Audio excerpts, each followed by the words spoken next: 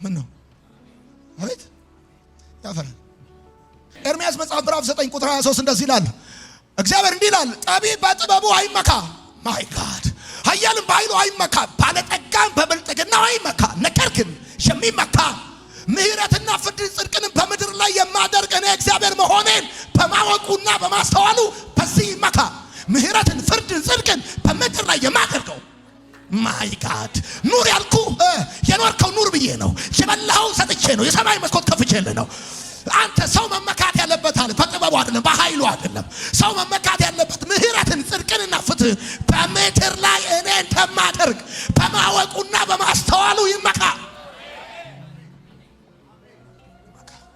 ይላል እግዚአብሔር።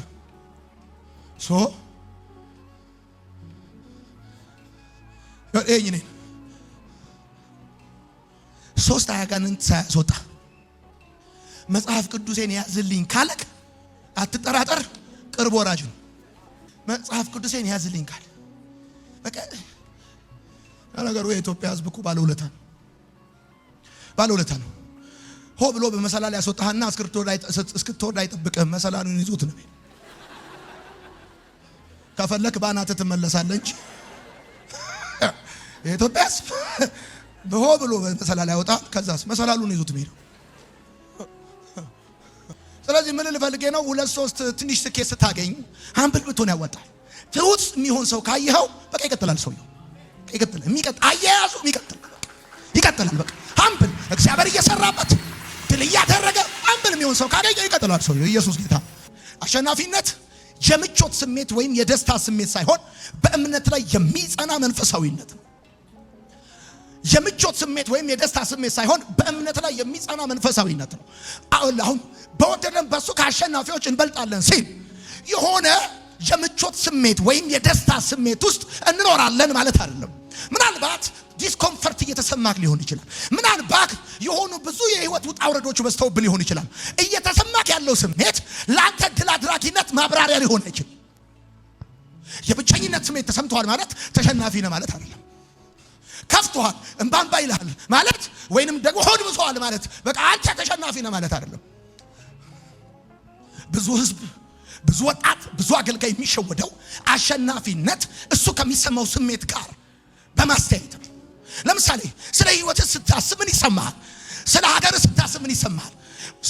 እየተሰማክ ያለው ስሜት አሁን አንተ እየሄድክበት ያለው የህይወት መንገድ የሽንፈት ነው ለሚለው ማስረጃ ሆኖ ሊቀርብ አይችልም። ይገርማል። ስሜት ይሄዳል፣ እውነቱ ይቀራል። አሁን የሚሰማ ስሜት በኋላ አይሰማህም። አሁን የድክመት ስሜት ተሰምቶ ሊሆን ይችላል፣ ከሰዓት በኋላ ሌላ ነው። አሁን ብቻውን እንደሆንክ ሊሰማ ይችላል፣ ነገ በህዝብ መካከል ነህ። አሸናፊነት ማለት ሄለው ለምሳሌ ይሄን የምናገረው ብዙ ያንግ ጄኔሬሽን ገና ሳይዋጋ ተሸንፏል። ሳይራመድ በቃ እንደተቀደመ አምኖ ቁጭ ብሏል።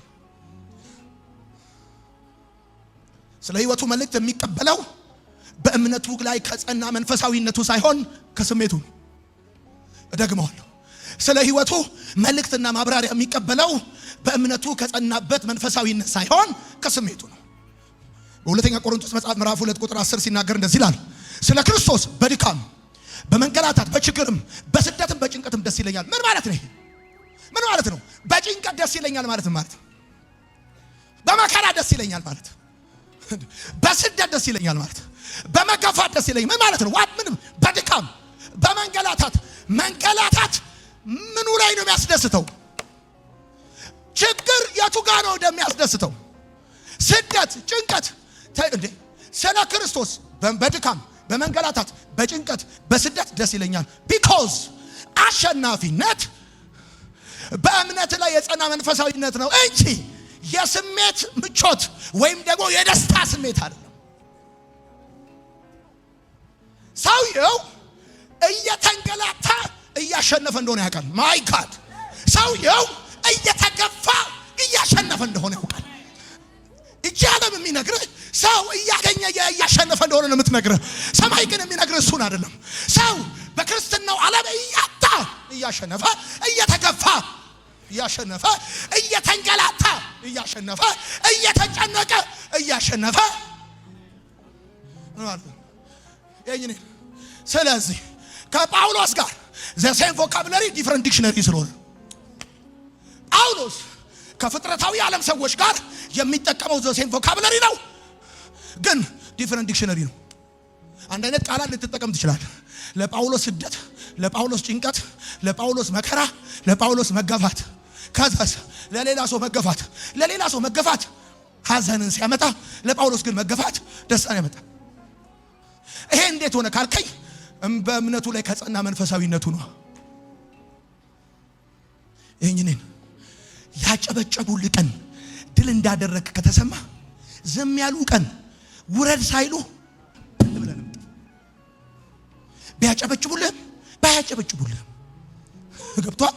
ሪኮግናይዝ ቢያደርጉም ባያደርጉ ሶ ቪክቶሪ ኢትስ ኖት ዋት ዩ ፊል።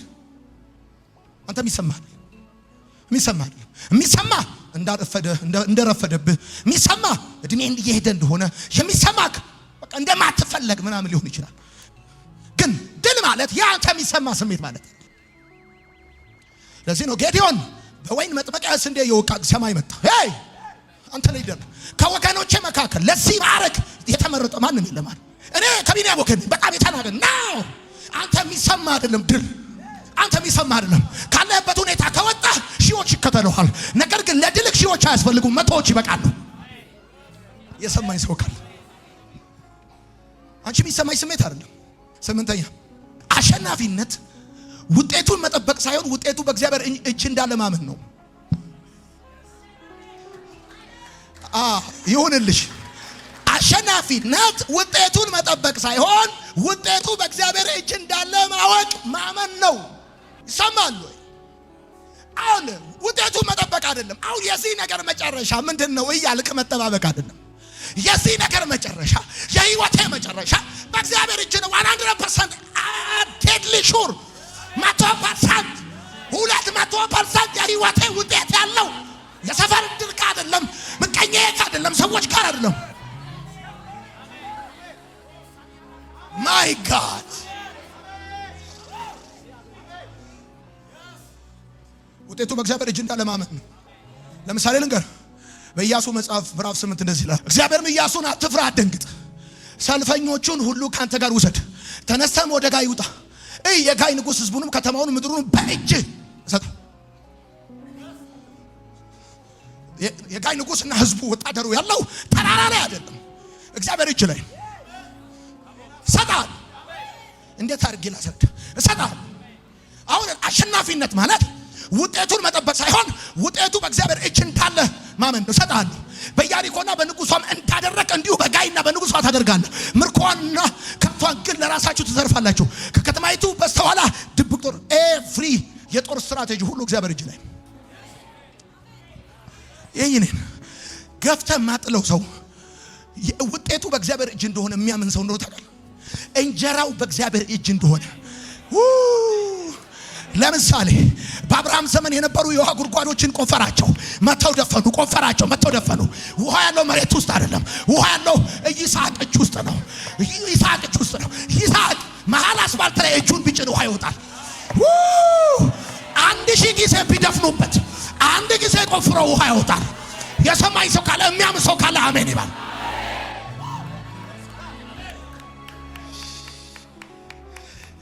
አንድ ሰው አለ ይወጣል፣ ድል ያደርጋል። አንድ ሰው አለ ይሳካለታል። አንድ ሰው አለ ይከርማል። 130 ሚሊዮን ህዝብ እንደ አንድ ሰው ይሰማዋል። ያ ሰው ምን አይነት ሰው መሰለ? የህይወቱ ስኬት ያለው እግዚአብሔር እጅ ላይ እንደሆነ የሚያምን ሰው፣ እግዚአብሔር እጅ ላይ እንደሆነ የሚያምን ሰው፣ እንጀራው ያለው ዲግሪ ውስጥ ሳይሆን እግዚአብሔር እጅ ላይ እንደሆነ የሚያምን ሰው፣ ህይወቱ፣ ቤቱ፣ ልጆቹ፣ ኢኮኖሚው ያለው በእግዚአብሔር እጅ እንደሆነ የሚያምን ሰው፣ ይሄ ሰውዬ ዘንድሮ እያየኸው የእግዚአብሔር ድል በላዩ ላይ ይሆናል። say amen.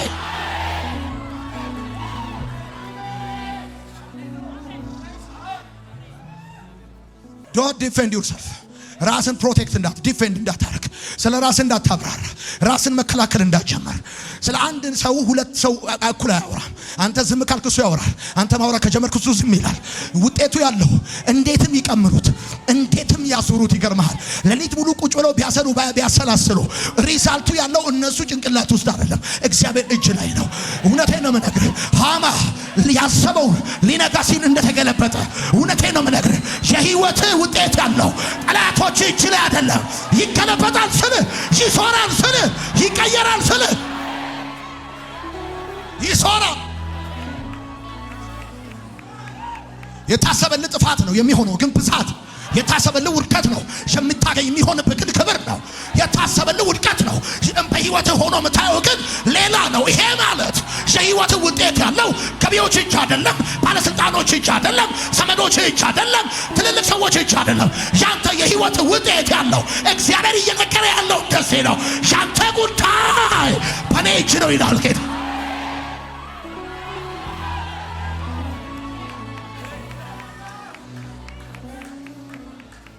የኔን ነገር እንዴት አደርጉት ብለሽ ልትጨነቂ የምትሽባቸው ሰዎች ከዚህ በኋላ እንዳያስጨንቁሽ። እንዴትም ያርጉት ይገርምሻል። ፋይልሽ ቆይቶ ብቻ አይደለም፣ አዋራ ጠጥቶ ሊሆን ይችላል። ከተደበቀበት መዝገብ ቤት ተገላብጦ ልክ ለመርደኪዮስ መዝገቡ እንደተከፈተ ውጤቱ ያለው በእግዚአብሔር እጅ ላይ ነው። የዳዊት ከሳሾች ከሰውታል፣ የአንበሳ ጉድጓድ ውስጥ ተጥሏል። ውጤቱ ያለው ግን እነሱ እጅ ላይ አይደለም። ውጤቱ ያለው እግዚአብሔር እጅ ላይ ነው። ውጤቱ ያለው እግዚአብሔር እጅ ላይ ነው። ንጉሥ ለሚወዳው እንዴት ይደረግለታል? በአፍረት ፋንታ ክብር፣ በውድቀት ፋንታ ከፍታ፣ በማጣት ፋንታ ማግኘት። አሜን።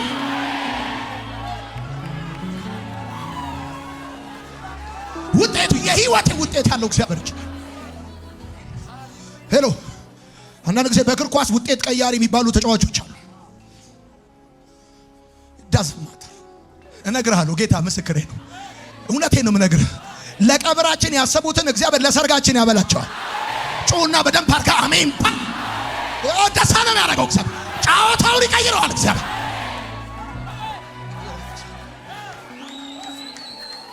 ውጤት ያለው እግዚአብሔር ይችላል። አሜን በል። ለሚቴ ኢያሱ ለድል አይደለም የሚሄደው፣ ከድል ነው የሚሄደው። ታውቃላችሁ? ኢያሱ ለድል አይደለም የሚዋጋው፣ ከድል ነው የሚዋጋው። ለማሸነፍ አይደለም የሚዋጋው፣ ከማሸነፍ ነው የሚዋጋው። ሰጣለሁ ብሎታል። ከዚህ በኋላ ኢያሱ ውጤቱን እያወቀ ነው የሚዋጋው። ማይካድ ውጤቱን እያወቀ ነው የሚሰለፈው። የጋይ ንጉሥ በሺህ ሰራዊት ቢከበብ እንደ ገለባ እንደሚበትነው በእጁ አሳልፎ እንደሚሰጠው ሂኖሪት ኢያሱ ውጤቱን እያወቀ ነው የሚጫው። ወራዘር ውጤቱን እያወቅኩ ነው ማገለግለው፣ ውጤቱን እያወቅኩ ነው የምሰራው፣ ውጤቱን እያወቅኩ ነው መውጣው፣ ውጤቱን እያወቅኩ ነው። that's why stress ማታይብኝ። አይ ነው ሪዛልቱን አውቀዋል። ሪዛልቱን የምታውቀው ጨዋታ ደግሞ አያስጨንቅም። አንደኛ ሳሙኤል እና የእስራኤል ሰዎች ይህንን የወጣውን ሰው አያችሁትን? በእውነት እስራኤል ሊገዳደር ወጣ። የሚገድለውንም ሰው ንጉሥ እጅግ ባለጠጋ ያደርገዋል፣ ልጁንም ይድርለታል፣ የአባቱንም ቤተሰብ በእስራኤል ዘንድ ከግብር ነፃ ያወጣቸዋል አሉ። ዳዊትም ባጠገቡ ለቆሙ ሰዎች ፍልስጤማዊ ሊገደል ከእስራኤልም ተግዳሮትን የሚያርቅ ሰው ምን ይደረግለታል? ይኸው አምላክ ጭፍሮችን የሚገዳደር ያልተገረዘ ፍልስጤማዊ ማን ነው ብሎ ተናገራቸው። ህዝቡ ለሚገድለው ሰው እንዲህ ይደረግለታል ብለው እንደ ቀድሞ መለሱለት። ኦኬ። ታላቅ ወንድሙ ሄዳብ ከሰዎች ጋር ሲነጋገር ሰማ። ዘለልኩት። ቁጥር 29 ዳዊትም እኔ ምን አደረግኩ? ይህ ታላቅ ነገር አይደለምን አለ። ዳዊትም ከእርሱ ወደ ሌላ ሰው ዞር አለ፣ እንደዚህም ያለ ነገር ተናገረ። ህዝቡም እንደ ቀድሞ ያለ ነገር መለሱለት። ዳዊትም የተናገረው ቃል ተሰማ፣ ለሳኦልም ነገሩት፣ ወደ እርሱ አስጠራው። ዳዊትም ሳኦልን ስለ እርሱ የማንም ልብ አይውደቅ፣ እኔ ባሪያ ሄጄ ያንን ፍልስጤማዊ እዋጋዋለሁ አለ። ሳኦል ዳዊትን አንተ ገና ብላቴና ነህ፣ እርሱም ከብላቴንነቱ ጀምሮ ጦረኛ ነው አለ። አብሮ አደግነን አለ። ባጭር አማርኛ ሳኦል ከጎልያድ ጋር አብሮ አደግነን፣ እንደውም አንድ ሰፈር ነን፣ ከብላቴንነቱ ጀምሮ ጦረኛ ነው ይሏል። አንዳንድ ሰው አብራራለች። ይህን ፍልስጤማዊ ለመዋጋት ትሄድ ዘንድ አትችልም አሉ። ዳዊትም ሳኦልን አሉ፣ እኔ ባሪያ የአባቶቼን በግ ስጠብቅ አንበሳና ድብ ይመጣ ነበር፣ ከመንጋውም ጠቦት ይወስድ ነበር፣ በኋላ መከተለውና መታው ነበር፣ ከአፉም አስጥለው ነበር፣ በተነሳብኝም ጊዜ ጉሮሮውን ይዤ መታውና ገድለው ነበር። ከዛስ እኔ ባሪያ አንበሳና ድብ መታው፣ ይህም ያልተገረዘ ፍልስጤማዊ የሕያው አምላክ ጭፍሮችን ተገዳድሯልና ከእርሱ እንዳንዱ ይሆናል። ዳዊትም ከአንበሳና ከድብ እጅ ያስጣለኝ። ውጤቱ በማን እጅ ነው? ከአንበሳና ከድብ እጅ ያስጣለኝ። አየው ማይ ጋድ ያስጣለኝ። ከዛስ እግዚአብሔር ከዚህ ፍልስጤማዊ እጅ ያስጥለኛል። ሳኦልም ዳዊትን ሂድ፣ እግዚአብሔር ካንተ ጋር ይሆናል አለው። ሳኦልም ዳዊትን የገዛ ራሱ ልብስ አለበሰው፣ ዘለልኩት። ዳዊትም ሰይፉን በልብሱ ላይ ታጠቀ፣ ገናም አልፈተነውምና መሄድ ሞከረ። ዳዊትም ሳኦልን አልፈተንኩትምና እንዲህ ብዬ መሄድ አልችልም አለው። ከዛስ ዳዊትም አወለቀ፣ በትሩን በእጁ ወሰደ፣ ከወንዝም 5 ድብልብል ድንጋዮችን መረጠ፣ በረኛ ኮሮጆን በኪሱ ከተታቸው፣ ወንጭፍም በእጁ ነበረ፣ ወደ ፍልስጤምም ቀረበ። ፍልስጤማውያንም መጥቶ ወደ ዳዊት ቀረበ። ጋሻ ጃግሬው በፊቱ ይሄድ ነበር። ጎልያድም ዳዊትን ትኩር ብሎ አየው። ቀይ ብላቴና መልኩም ያማረ ነበርና ናቀው። ፍልስጤማውያን ዳዊትን በትር ይዘብኝ የምትመጣ እኔ ውሻ ነኝ አሉ። ፍልስጤማውያን በአምላካቸው ስም ዳዊትን ረገሙ። በአምላካቸው ስም ከዛስ ፍልስጤማዊ ዳዊትን ወደ እኔና ስጋህንም ለሰማይ ወፎችና ለምድር አራዊት እሰጣለሁ አሉ። ዳዊትም ፍልስጤማዊውን አሉ አንተ ሰይፍና ጦር ጭሬም ይዘህ ትመጣብኛል፣ እኔ ግን በተቀዳደርከው በእስራኤል ጭፍሮች አምላክ ስም በሰራዊት ጌታ በእግዚአብሔር ስም እመጣብሃለሁ። እግዚአብሔር ዛሬ አንተን የምፈልገው ቃል ይሄ ነው። እግዚአብሔር ዛሬ አንተን በእጄ አሳልፈው በጌታ በኢየሱስ ስም እኔ ባረኳችሁ። የሆነ ድል ሰንድሮ እግዚአብሔር በእጃችሁ አሳልፎ ይሰጣችኋል።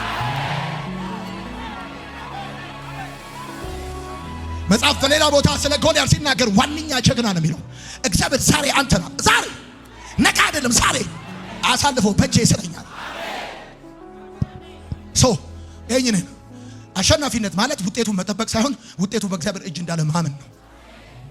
ቀጥል 3 ነጥብ ይቀረኛል። ዘጠነኛ አሸናፊነት ከውጭ የምንጠብቀው ሳይሆን ከውስጣችን የሚፈልቅ የመንፈስ ቅዱስ ኃይል ወይም የእግዚአብሔር ሕይወት ነው። ክርስቲያን ለዚህ ነው ይገርምሃል፣ አቁመህ አታቆመው፣ አደናቅፈህ ልታስቀረው አትችልም። ወዳጄ ለክርስቲያን አሸናፊነት ከውጭ የሚመጣ አይደለም። አሸናፊነትን ከአካባቢ አትፈልገው። አሸናፊነትን ከሆነ ሁኔታ ውስጥ አትፈልገው። አሸናፊነት ለክርስቲያን ከውጭ የሚመጣ ሳይሆን ከውስጡ የሚፈልቅ የመንፈስ ቅዱስ ኃይል ወይም የእግዚአብሔር ሕይወት ነው። በኤፌሶን መጽሐፍ ምዕራፍ 3 ቁጥር 20 የእግዚአብሔር ቃል ሲናገር እንደዚህ ይላል፣ እንግዲህ በእኛ ውስጥ እንደሚሰራው እንደ ኃይሉ መጠን። አየህ፣ በእኛ ውስጥ የሚሰራ የኃይሉ መጠን አለ። ከምንለምነው ወይም ከምናስበው ሁሉ ይበልጥ አብልጦ እንደሚያደርግልን። አየህ፣ አሸናፊነት ለክርስቲያን ከውስጡ የሚፈልቅ የመንፈስ ቅዱስ ኃይል ወይም የእግዚአብሔር ሕይወት ነው እንጂ ከውጭ የሚመጣ ጉዳይ አይደለም።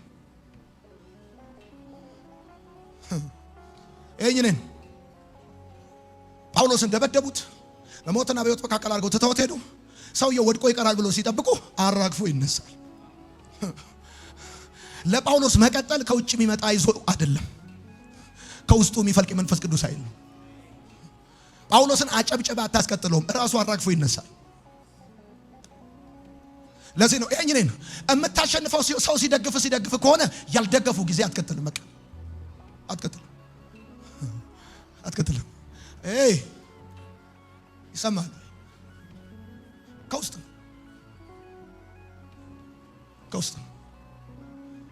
አሸናፊነት ከውስጥ። አስረኛ አሸናፊነት ብራዘር በማንኛውም ሁኔታ ውስጥ እምነትን አለማጣት ነው። አሸናፊነት ብር አለማጣት፣ የሆነ ነገር አለማጣት፣ ምናምን ቤት አለማጣት፣ ቁሳቁስ አለማጣት አይደለም። አሸናፊነት በየትኛውም ሰርከምስታንስ በየትኛውም ሲቹዌሽን ውስጥ እምነትን አለማጣት ነው። በያዕቆብ መልእክት መጽሐፍ ምዕራፍ 1 ቁጥር 1 እስከ 4 ስታነቡ ምንም የማይጎድልባችሁ ፍጹማንና ሙሉዋን እንድትሆኑ ይላል። ከላይ ጀመረ ብታነበው ስለ መከራ ነው የሚያወራው። የእግዚአብሔርና የጌታ ኢየሱስ ክርስቶስ ባሪያ ያዕቆብ ለተበተኑ ለ12 ወገኖች ሰላም ለእናንተ ይሁን። ወንድሞች ሆይ የእምነታችሁ መፈተን ትዕግስትን እንዲያደርግላችሁ አውቃችሁ ይላል። አያ ስለ ፈተና ስለ መከራ ያወራና እንደዚህ ይላል፣ ምንም የማይጎድልባችሁ ሙሉዋንና ፍጹማን እንድትሆኑ። ይሄንን ሰው መከራ ብሎ ስደት ብሎ ችግር ብሎ ምንም የማይጎድልባችሁ ሙሉዋንና ፍጹማን እንድትሆኑ። አያ ይሄ ጉዳይ የምትረዱት አንድ ጉዳይ ነው። አሸናፊነት ማለት በማንኛውም ሁኔታ ውስጥ እምነትን አለማጣት ማለት ነው እንጂ የሆነ ቀን ብር አለማጣት አለመፈተን አይደለም። አሁን አንዳንድ ሰዎች አሉ በአመት ውስጥ 10 ወር ያገኙና 2 ወር ሲያጡ በክረምቱ ገመድ ይገዛል። ምን ሆነ ነው አንተ? እኛ እንደው በተገላቢጦሽ ነው የምንጫወተው። በ2 ወር ነጥብ ነው 10 ወር ስናስገርማቸው ምን ነው ጌታው አስማተኛ ነው በለኝ እስክንባል ምን ነው እምነትን አለማጣት። የእግዚአብሔር እጅ በእኔ ላይ ነበራል ወሰደኝ አጥንቶች ወደ ሙሉ በሸለቆ። የሰው ልጅ ሆይ እነዚህ በሕይወት ይኖራሉ ብለህ ታስባለህ? ጌታ ሆይ ታውቃለህ፣ ተናገርባቸው ትንቢት። በማንኛውም ሁኔታ ውስጥ እምነትን አለማጣት ነው እንጂ የሆነ ቀን ስራ አለማጣት ሰው የሆነ ነገር አለማጣት ማለት አይደለም። 11ኛ አሸናፊነት ዓለምን የሚቃወም የሰማይ አስተሳሰብ ነው። እኔ እየሰበኳችሁ ያለሁት አሸናፊነት ዓለም የምትሰብካችሁን አሸናፊነት አይደለም። ዓለም አሸናፊነትን የምትለካው በሀብት ነው። ዓለም አሸናፊነትን የምትለካው በስልጣን ነው። ዓለም አሸናፊነትን የምትለካው በኃይል ነው። እግዚአብሔር ግን አሸናፊነትን የሚለካው በትህትና ነው፣ በአገልጋይነት ነው፣ በመስቀል ነው። ለክርስቲያን አሸናፊነት የዓለምን አስተሳሰብ የሚቃወም ወይም ዓለምን የሚቃወም የሰማይ አስተሳሰብ ነው። ዓለም አሸናፊ ነው የምትለው ባለስልጣን ወይም ኃይለኛ ወይም ሀብታም የሆነውን ሰው ነው። ሰማይ ግን አሸናፊ ነው የሚለው ትሁት የሆነን ሰው ነው። ስለዚህ ለዓለም የአሸናፊነት ምልክት ሀብት ነው። ለሰማይ ግን የአሸናፊነት ምልክት መስቀል ነው። ለዓለም የአሸናፊነት ምልክት ኃይል ነው። ለሰማይ ግን የአሸናፊነት ምልክት ትህትና ነው። ለአንድ ክርስቲያን አሸናፊነት ዓለምን የሚቃወም የሰማይ አስተሳሰብ ነው። ዓለምን የሚያጸድቅ አይደለም። ዓለም ልክ ነው ያለችው ልክ ነው ብለህ መታ አታለቃቅስብን። ይዛት በአንደኛ ቆሮንቶስ መጽሐፍ ምዕራፍ 1 ቁጥር 27 ላይ እግዚአብሔር ቃል ሲናገር እንደዚህ ይላል፣ ነገር ግን ጥበበኞችን ያሳፍር ዘንድ የዓለምን ሞኝ ነገር መረጠ አለ። አየኸው? የዓለምን ሞኝ ነገር መረጠ። ማንን ያሳፍር ዘንድ? ጥበበኞችን ያሳፍር ዘንድ። ዓለምን የሚቃወም የሰማይ አስተሳሰብ ነው አሸናፊነት። ፕሬዝ ጋድ።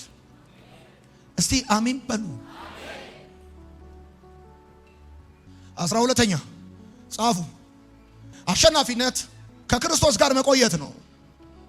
ከክርስቶስ ጋር መኖር ነው። ሁሌ ስናገር እንደምትሰሙት ከጌታ ጋር የተቀመጠ ከጌታ ውጭ ከሚሮጥ ይልቅ ይቀድማል። መጽሐፍ በዮሐንስ ወንጌል መጽሐፍ ምዕራፍ 15 ቁጥር 5 ላይ ሲናገር ማንም በእኔ ቢኖር እኔም በእርሱ ብኖር እርሱም ብዙ ፍሬ ያፈራል አለ። ማይ ጋድ። ያለኔ ምንም ልታደርጉ አትችሉም። አየው፣ ልታደርጉ አትችሉም። ስለዚህ አሸናፊነት ከጌታ ጋር መቆየት ነው። ያለኔ ምንም ልታደርጉ አትችሉምና ማንም በእኔ ቢኖራል። አይ ላቭ ዲስ ወርድ። ማንም ሚስ ማንም ማለት ማንም ከሊቅ እስከ ደቂቅ ማንም በእኔ ቢኖር እኔም በእርሱ ብኖር ብዙ ፍሬ ያፈራል። ያለኔ ምንም ልታደርጉ አትችሉምና። ስለዚህ አሸናፊነት ብዙ ፍሬ ማፍራት፣ ድል ማድረግ፣ ተናግሮ መደመጥ፣ አየህ፣ በክርስቶስ የመኖር ከክርስቶስ ጋር የመቆየት ውጤት ነው። 13ኛና የመጨረሻው አሸናፊነት ወዳጆቼ በሰው ዘንድ ስም ማግኘት አይደለም፣ በህይወታችን እግዚአብሔር ማክበር ነው። አሸናፊነት በሰው ዘንድ ስም ማግኘት ሳይሆን በህይወታችን እግዚአብሔር ማክበር ነው። አሸናፊነት እግዚአብሔርን ለማክበር የሚጓጓ ህይወት ነው። አሁን አንዳንድ ጊዜ አሸናፊነት ቢመስለን በሰው ዘንድ ስም ማግኘት ነው። አሁን አንዳንድ ልጆች ሶሻል ሚዲያ ላይ ያላቸው ስም አይደለም፣ ከሱ ሰም ይሻላል። ሰም ታውቃለህ? የቤት ሞልወያ እሱ ይሻላል። አሸናፊነት ስም በሰው ዘንድ ስም ማግኘት አይደለም፣ በህይወት እግዚአብሔርን ማክበር። በአንደኛ ቆሮንቶስ መጽሐፍ ምዕራፍ 10 ቁጥር 31 ላይ ሲናገር እንደዚህ ይላል፣ እንግዲህ ስትበሉ ሆነ ስትጠጡ ወይም ማንኛውን ነገር ስታደርጉ ሁሉን ለእግዚአብሔር ክብር አድርጉ። አሸናፊነት በህይወት እግዚአብሔርን ማክበር ነው እንጂ ስም ማግኘት አይደለም። ለምንድን ነው ደጋግሜ የምናገረው?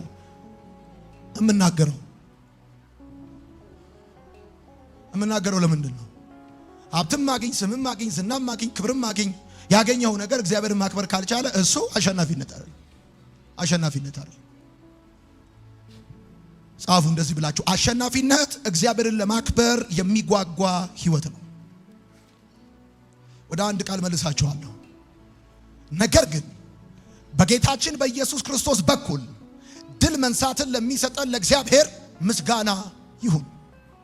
ስለዚህ ቪክትሪ፣ ድል፣ አሸናፊነት it's a gift፣ ስጦታ። ትታደለዋለህ እንጂ አትታገለውም እንደሚባለው ማለት ጌታ ምስክር፣ ይታደሉታል እንጂ አይታገሉትም እንደሚባለው። ነገር ግን በጌታችን በኢየሱስ ክርስቶስ በኩል ድል መንሳትን ለሚሰጠን ለእግዚአብሔር ምስጋና ይሁን። ለሚሰጠን ነው፣ እኛ ላመጣ ነው አይደለም። ነኝ እግዚአብሔር በክርስቶስ በኩል ድል የሰጠውን ሰው አንተ ልትቀበለው አትችልም። በቃ በር የከፈተለትን ስራ የሰጠውን ቀን ያወጣለትን አትችልም። it's a gift በክርስቶስ በኩል ውጤቱ መጠበቅ አይደለም። ውጤቱ በእግዚአብሔር እንጂ እንዳለ ማመን። እግዚአብሔር ደግሞ አደራ አይበላም። ደግሞ ይረሳ ዘንድ አመፀኛ አይደለም። እመኑኝ ስሙኝ። ባንክ ሄዳችሁ ብር ስታስገቡ ወረቀት ሲሰጧችሁ የምትቆጥሩት በአይናችሁ የምታዩት ብርም ባይኖር 100% እርግጠኛ ናችሁ ብሩ አካውንታችሁ ውስጥ እንደገባ። ዛሬ ማለዳ በአይናችሁ የምትቆጥሩት ነገር ባይኖር ይሄ ቃል ቀጥታ በአካውንት እንደሚገባ ገንዘብ ወደ ህይወታችሁ የሚገባ ድል እንዳለ እርግጠኛ የሆነ ሰው አሜን ይበል። ለረጅም ዘመን ስትናፍቁት የነበረውን ድል በዚህ ዓመት እግዚአብሔር ምስክሬ ነው አይኔ ማዳንን አየች እስከምትሉ ድረስ መስማትን ሰምቼ ነበር፣ አሁን ግን አይኖቼ አዩ ተብሎ እንደተጻፈ እኔ ከእግዚአብሔር ቤት እንደ እግዚአብሔር መካቢ ባርካችኋለሁ በጌታ በኢየሱስ ክርስቶስ ስም። በአይናችሁ የምታዩት በእጃችሁ የምትዳስሱት እስክትገረሙ ድረስ ማመን እስከሚከብዳችሁ ድረስ የእግዚአብሔር ድል በጌታ በኢየሱስ ስም ወደ ቤታችሁ ይገባል። ድል በመንሳቱ የሚያስወረን ተብሎ እንደተጻፈ ከፍ አድርጉ እጆቻችሁ። ሪሲቪት ከፍ አድርጉ እጆቻችሁ። ከፍ አድርጉ እጆቻችሁ። ከፍ አድርጉ እጆቻችሁ። ከፍ አድርጉ እጆቻችሁ። ከፍ እጆቻችሁ በጌታ በኢየሱስ በጌታ በኢየሱስ በጌታ በኢየሱስም በጌታ በኢየሱስም ከፍ አድርጉ እጆቻችሁ። አንድ ምርኮ ለመካፈል እጁን እንደሚዘረጋ የተዋጋም የጠበቀም እኩል ይካፈላል እንዳለ መጽሐፍ። ዳዊት ለተዋጉትም ለጠበቁትም እኩል እንዳካፈላቸው ከእግዚአብሔር ዘንድ ምርኮ ለመካፈል እጆቹን ከፍ ያደረገ ሰው ከኔ ጋር ይጸልያል በጌታ በኢየሱስ በጌታ በኢየሱስ ሪሲቪት በጌታ በኢየሱስ በጌታ በኢየሱስ። ድል የእግዚአብሔር ስጦታ ነው፣ ውሰዱ። ድል የእግዚአብሔር ስጦታ ነው፣ ውሰዱ። ድል የኔ ነው በሉና ውሰዱ በጌታ በኢየሱስ በኢየሱስ በኢየሱስ።